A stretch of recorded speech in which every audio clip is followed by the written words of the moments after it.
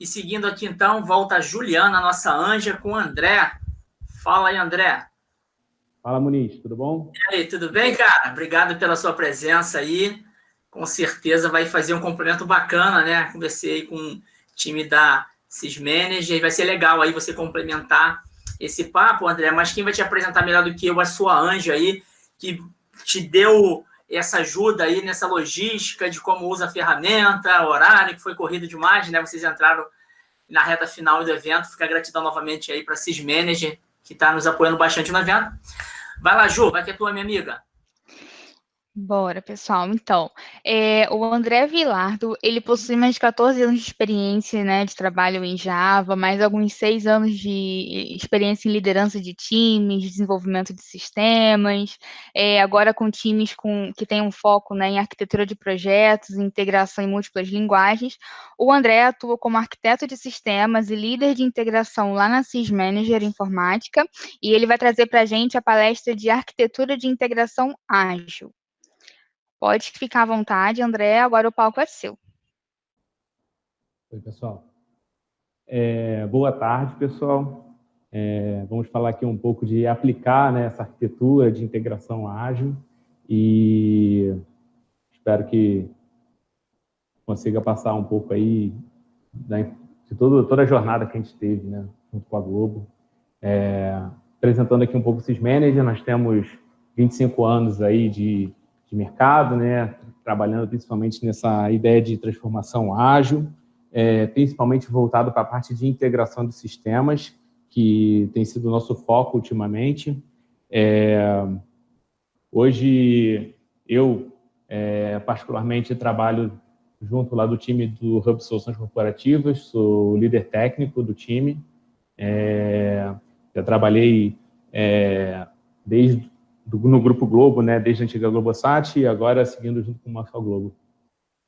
Vim aqui contar para vocês um pouco, né, de como a gente aplicou a integração ágil no Grupo Globo, né, principalmente na parte de soluções corporativas, né. Então, eu segmentei aqui um pouco o nosso papo na preparação do ambiente, na execução e como a gente escalou, né. No final, bater um papo com vocês sobre as ferramentas que a gente utilizou e vocês terem uma ideia, né, de como foi feito, né, na prática. A preparação, né? Então, para a gente preparar o ambiente, né, numa empresa tão grande quanto a Globo, né, nós da Sysmanager precisamos sentar ali junto com as pessoas, né, porque existe uma mudança de mindset, existe um trabalho em cima de processos e, principalmente, né, para essa preparação, é importante a gente pesquisar e buscar ferramentas que nos apoiem para criar essa agilidade, né, tão esperada nos nossos times. Durante o processo, é bem complexo você entrar numa empresa, né, e você tem toda uma cultura já pré-existente ali, onde, em alguns pontos, existem, em algumas áreas, né, existem integrações ponto a ponto, né, e o pessoal, às vezes, fica preocupado até com seus próprios dados, né. A ideia é que o dado seja uma informação da empresa, corporativa. Então, às vezes fica difícil os times entenderem que a informação que está no sistema dele é importante para, às vezes, todos os pontos da cadeia de valor da empresa, né? Então, um dos pontos que a gente atuou em cima é disseminar essa cultura, né? Para conversar com os times, explicar para eles por que a gente precisa estruturar, né? Estruturar os serviços, né? Nesse caso, utilizando as técnicas de DDD, né? E identificando os eventos que ocorrem ali dentro daqueles sistemas, principalmente porque existe uma diferença muito grande quando você quer expor um serviço que seja apenas para o sistema A e o sistema B conversarem ou um serviço que você está expondo ali de uma forma corporativa, que ele seja reutilizado, né?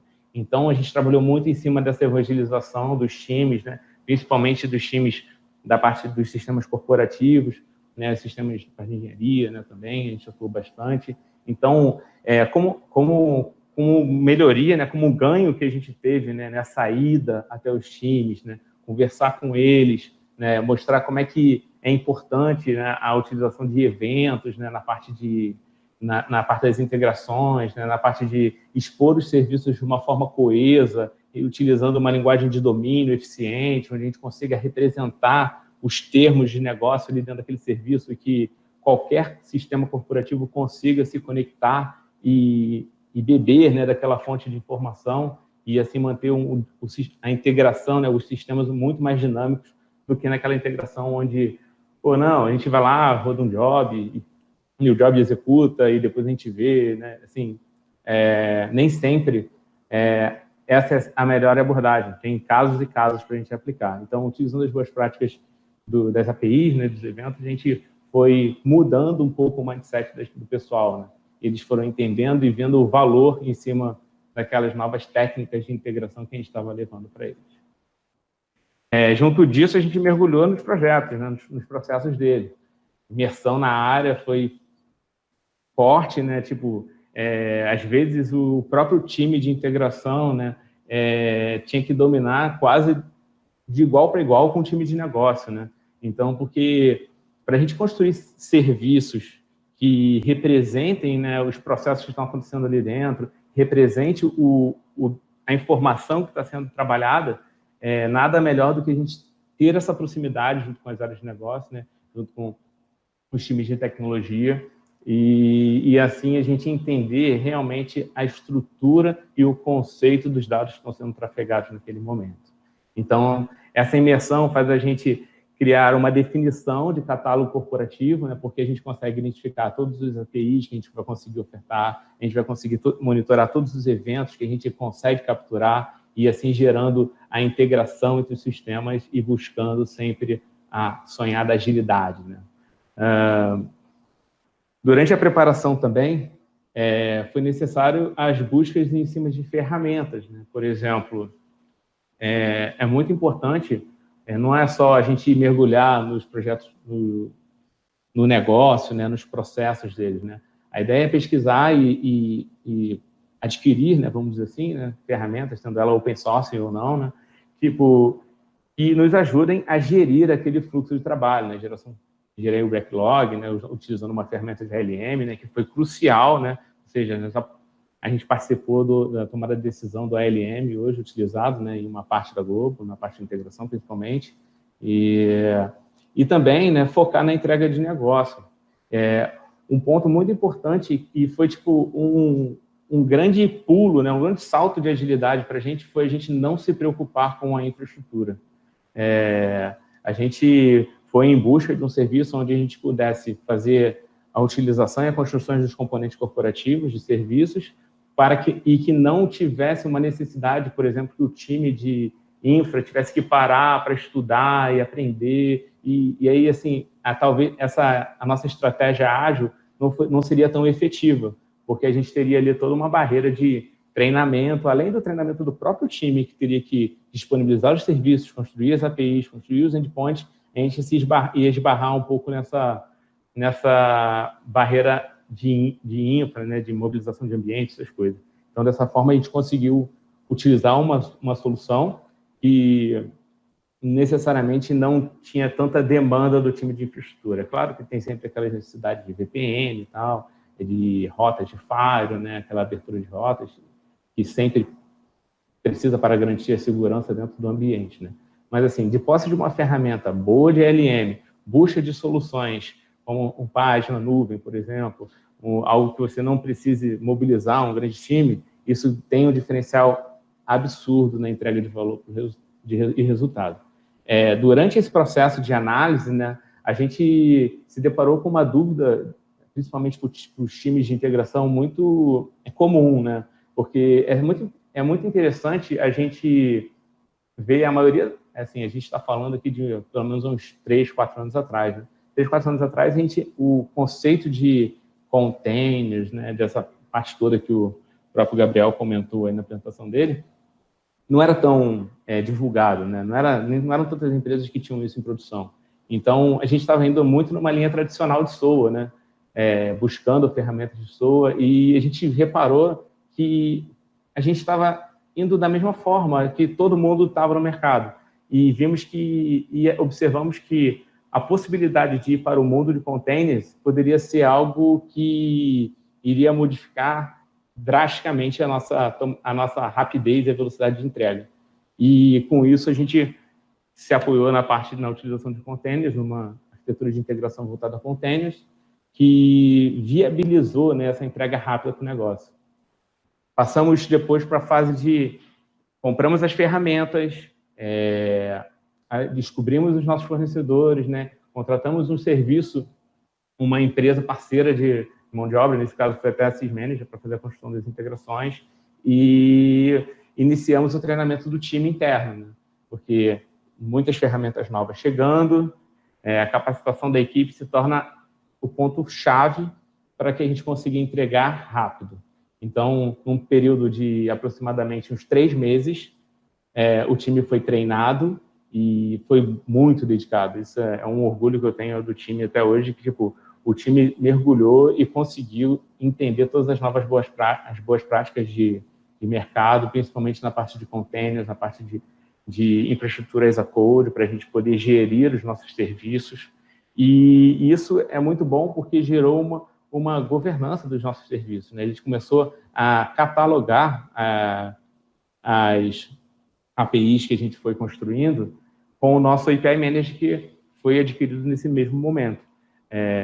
Com isso, tendo uma governança espetacular das nossas APIs.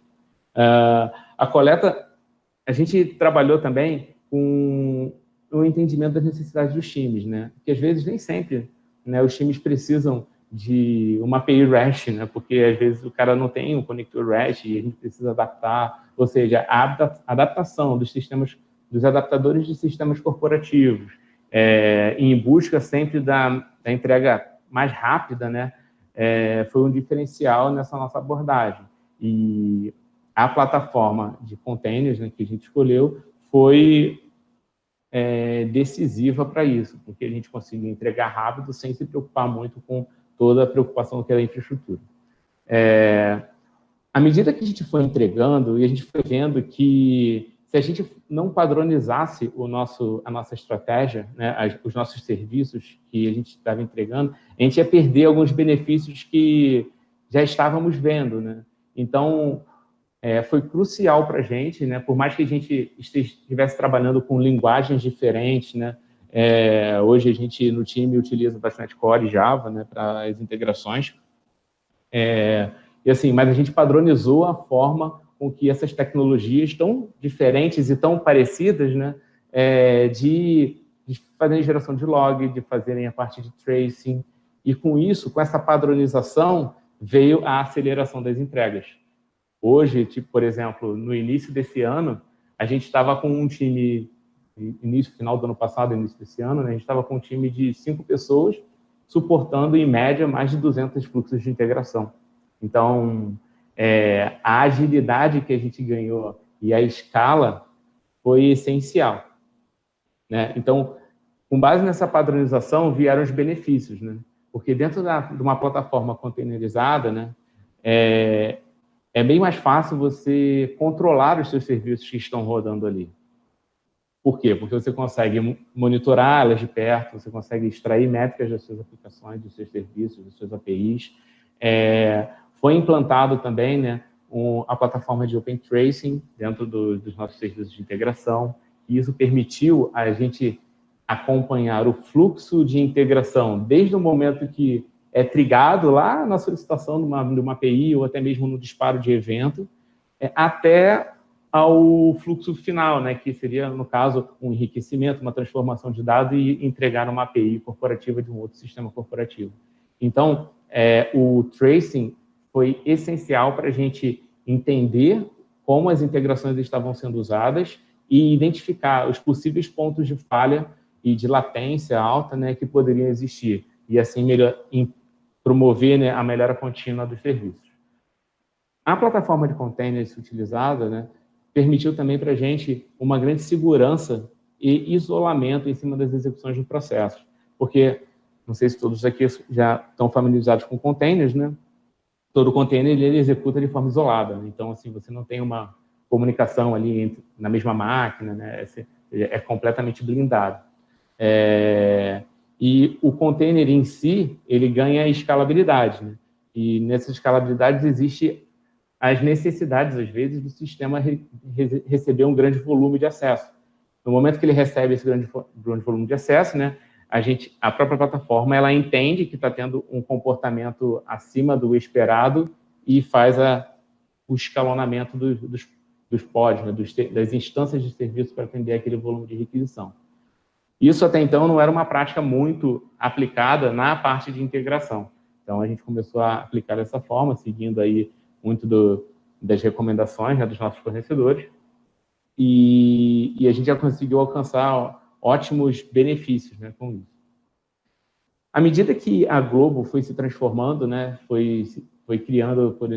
Antigamente, eram empresas separadas, né, e as empresas foram se juntando, a gente começou a ver que a demanda pelo time de integração ia aumentar. Então, a gente precisava revisitar os processos para melhorar, reestruturar o time, e aí eu vou contar um pouco dessa história, como é que a gente fez para atender todo esse volume de trabalho que chegou de uma hora para outra, depois de uma grande unificação, né?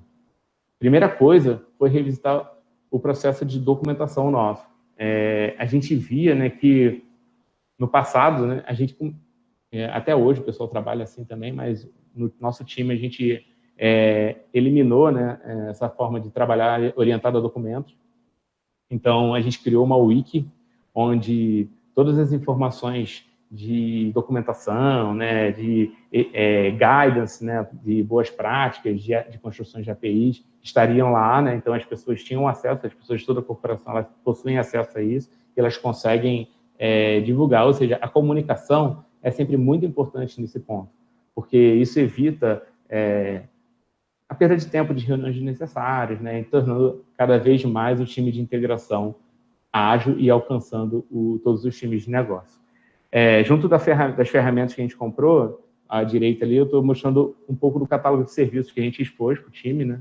Então, a gente tem ali alguns serviços, né, visando sempre a reutilização. Então, a gente tem algumas APIs aí de vários sistemas de serviços de negócio e, principalmente, serviços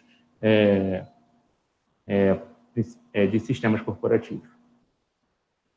Indo com esse aumento do volume, né, porque a partir do momento que as empresas iam se unindo, né, os sistemas iam tendo que se integrar, né, novos sistemas precisavam se integrar àquele novo ecossistema. Então, de posse com a estruturação que foi feita, né, com uma só Globo, né, o Hub Soluções Corporativas foi estruturado de uma forma mais organizada por assuntos específicos. No caso, o pessoal que cuidava de programação, o pessoal que cuidava de produção de conteúdo, ou seja, a gente viu de uma forma ágil, né, até buscada aí pelo nosso coordenador, né, o Igor Almeida, tipo, a gente conseguiu fazer com que o time se adaptasse muito rapidamente para atender exclusivamente os negócios, né? Porque é muito bom ter gente do time de integração muito próximo do negócio, porque dessa forma a gente consegue absorver as necessidades dele, entender o dia a dia de como eles usam, né, para construir os serviços dele, o nome das entidades de domínio dele, por exemplo. Então, isso faz com que a proximidade desse time construa uma integração que conseguiria ser o mais desacoplada possível do sistema, pois estariam sempre utilizando a linguagem de negócio.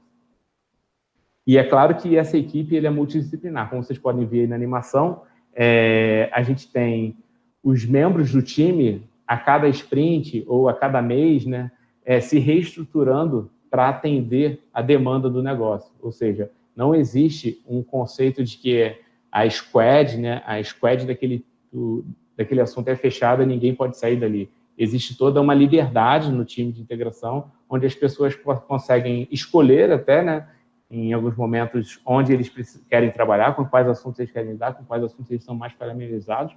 E, às vezes, né, essa pessoa já conhece bastante daquele assunto, ela pode ir para outro squad para aprender um pouco mais. Assim, a gente compartilha o conhecimento entre os integrantes do time e, é claro, né, dá visibilidade. Como você pode ver, existem muitas movimentações, até mesmo nas lideranças, né? Às vezes, uma pessoa se demonstra mais apta para um cargo de liderança técnica, né? Então, a gente acaba identificando isso no time devido à proximidade que o time tem trabalhado. Um ponto bem importante dessa reestruturação do time foi a criação de uma equipe dedicada para cuidar do ambiente, que a gente chamou nossos SRIs. Né?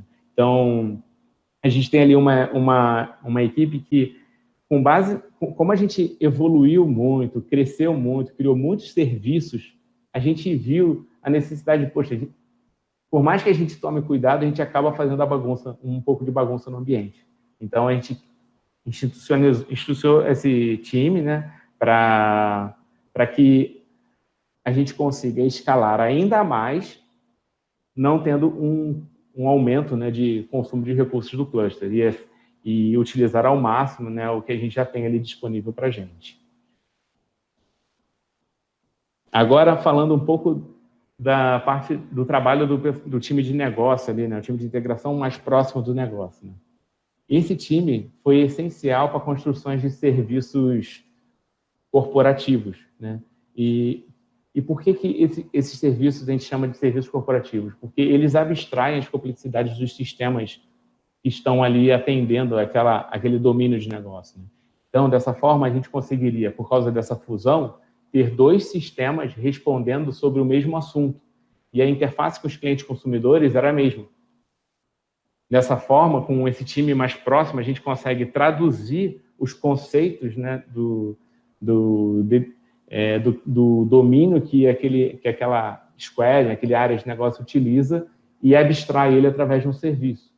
E dessa forma, caso um desses sistemas corporativos venham a não existir mais, né, ou os 2 serem substituídos por uma nova solução, essa camada de serviços de negócio desacoplada aos sistemas corporativos garante, né, uma flexibilidade e evitando assim a mudança do lado da integração do outro lado, que é a ponta do cliente consumidor. Então, a gente tem trabalhado recentemente dessa forma, né, evoluindo, né, expandindo aí para mais serviços corporativos. Hoje a gente tem alguns serviços de grade, né, temos serviços de funcionários, né, agora com a grande demanda de projetos, a gente vai aos poucos criando esses serviços para facilitar o desacoplamento entre as partes, utilizando sempre a linguagem ubíqua do DDD. Resumindo, né, isso é o que a gente tem feito aí nos últimos 3, 4 anos dentro do time de integração. Queria parar aqui um pouco e explicar, né? Pô, mas ferramenta de container, integração, tu falou de Java, tu falou de .NET, o que vocês estão usando aí para fazer essa integração ágil, né? Para fazer a parte de eventos, né? Fazer a parte de mensageria, fazer parte de APIs. Então, hoje, né, toda a base do nosso trabalho está em cima do Azure DevOps, onde a gente tem ali os nossos boards de Kanban, né? A gente tem também os pipelines e o código-fonte, né, através de repositórios Git dentro do próprio Azure DevOps. E ali a gente faz todo o controle das entregas, o controle de projetos, né, controle dos produtos de integração que a gente entrega, né, que a gente pode dizer que seriam os nossos componentes, né, e adaptadores de integração. A gente tem o OpenShift como plataforma de container. Como eu falei, é uma plataforma